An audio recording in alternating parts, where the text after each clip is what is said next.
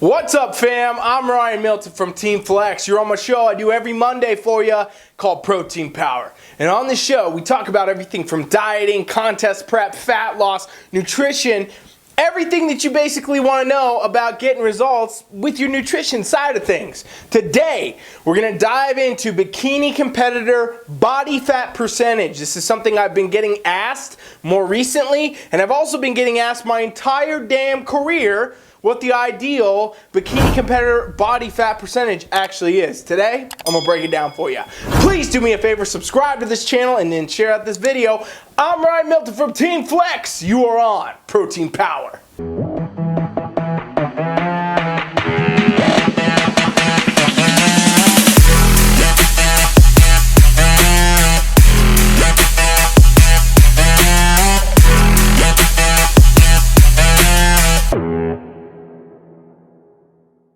So this is a question I've got since the dawn of time when I started coaching bikini competitors to even today, while I'm still coaching bikini competitors. We on TeamFFLEX, we coach a lot of bikini competitors, and this question comes up and I see it on social and it's always coming up. Hey, what is the most ideal body fat percentage for a bikini competitor? Really, competitors ask the question because they want to know, hey, what level do I need to get to on my little scale or my body fat tester or my little caliper to know that I'm ready to go on stage? And the answer that I have for you is one that you're not going to like, ladies. There is no specific ideal body fat percentage.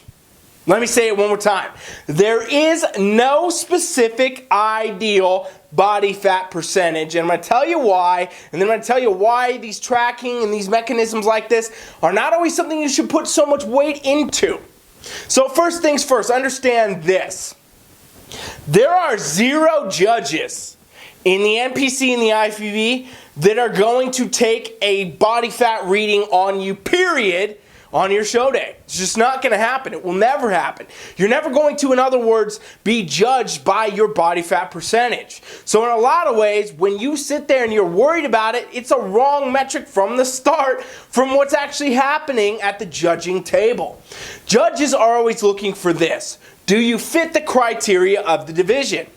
And that, in this situation, is bikini. So in the bikini division, guess what they want to see? They want to see the proper level of foundation. This kind of hourglass shape is really everything. And then the right level of conditioning.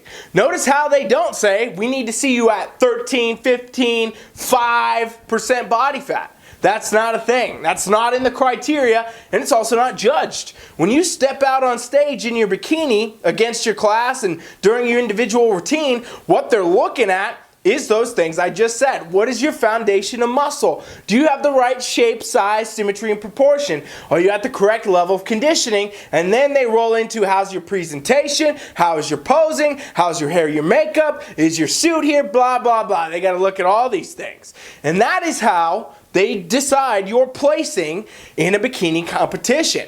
There is no specific marker for that body fat percentage, and it's not something that the judges are going to ask you, that you have to put on a form, that there's going to be a guy backstage with a body fat tester being like, hey, you're not at this level, you can't go on stage. That doesn't happen, ladies. It doesn't happen. I'll tell you what, though. This still, even if I say this, will come up, and it's going to continue to come up. People will keep asking me, what's the ideal, though? Because even on the back side of things, a lot of coaches want to promote certain body fat percentage and say that's a thing. A lot of competitors think that because they were this body fat percentage once, that they need to be there again because they did well then, so on and so forth. In other words, there's a lot of bro science coming into the factor of trying to place in a bikini competition, where now we're getting a bunch of, mixed feedback from different coaches, different competitors, different people. Here's the truth, though, about your body fat percentage. Since it's not something that is actually judged, what you actually have to do is also understand that it does not have a standard. There is no standard, ladies and gents, and any of you coaches watching, for what body fat percentage you need to be at to compete in bikini. And I'll tell you this, I've worked with thousands of athletes over the years, and I've seen consistently, oh, well, this person's body fat percentage is here, they won their show. This percentage is different, they won their show. This percentage is different here, they won their show. This person is super shredded lean, and this might be the leanest person, and they didn't win their show. And this is because it doesn't fit the criteria of the division sometimes to focus too much on your body fat percentage. Keep in mind, every single person's muscle composition, an actual ratio from body fat to muscle, is going to be different. Their height's going to be different. Their genetic structure will be different. And guess what this means? A percentage of body fat, a machine tells you, it looks different. And so when you come out on stage and the judges, they're not caring about those numbers, they're not caring about anything, they're looking at your aesthetic. If you come in because you think that, okay, every girl that competes bikini has to be at 13% body fat, but you're a tall, you know, kind of lengthier person, you might actually come out looking too lean if you hit 13%. You might need to be in the higher tiers, and so on and so forth. And what I'm saying is you can actually hurt yourself by shooting for a specific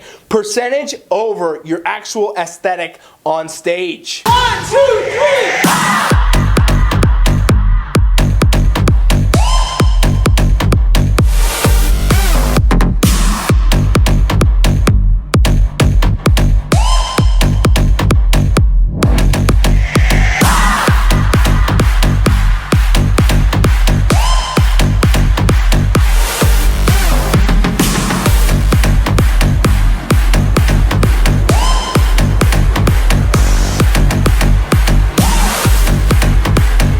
Now this becomes significantly more important as you go further down the line as a competitor, right? Because when you start in the novice divisions, you're going to see a wide variance of what you see on stage, okay? Your first show, doing novice, true novice, those type of things, you're going to see a variance in competitors. Some are going to be lean, some are going to be a little less lean, some of them will be a lot less lean. And it's basically, you know, it's the novice class. People are getting their bearings, they're getting their first round, their first rodeo, in other words. They're coming on stage, they're going to get feedback, and they're going to come back better. And that's what everybody does, right? All competitors do that. Every show they do, they place a certain way. Maybe they win, maybe they don't, maybe they get somewhere in the middle, and they take their feedback, they come back better, they go put it to work, they do another show. And the further you get down the line, you know, when we're coming into nationals and things like that, you're going to see a higher variance in regards to how good the physiques actually are, as opposed to a variance of maybe, oh, this person's way off, this person's on point. No, you're going to see a lot more people in the ballpark of being right on point to where the judging becomes more difficult for the judges. However, guess what? Even in that, at the national level, and guess what? Even the IFBB Pro League, they are not judging your body fat percentage. Nobody's looking and saying, oh, she's at 15, she's at 12, well, maybe she's at 9, we got to mark these down, move them this. No, that doesn't happen. It doesn't happen, okay? And I'm going to tell you this. Here's the next big thing. A lot of these tests you take, ladies and gents, anybody watching, your coaches, your friends, your family, you're a competitor. You got to understand, these tests are not accurate. Body fat tests have such a high variability, it's actually crazy, okay? I will challenge anybody who wants to contest this. Go take 5 different body fat tests using a different machine, using a different, method, and you're going to get 5 different results. And you could do it in the same day. And if you don't believe me, seriously, go do that. Please go do it. Go do a hydrostatic, do a handheld, do a caliper, do, any of these other variances, a scale you stand on, all that, a handheld, and you will get a different result for every single one. Because for one, every single one of these methods has a different way of going about your body fat percentage. And a lot of them do rely on specific things like your hydration level to appropriately work. So guess what? You drink a little more water one day, you drink a little less one day, you get a different body fat result, a different readout.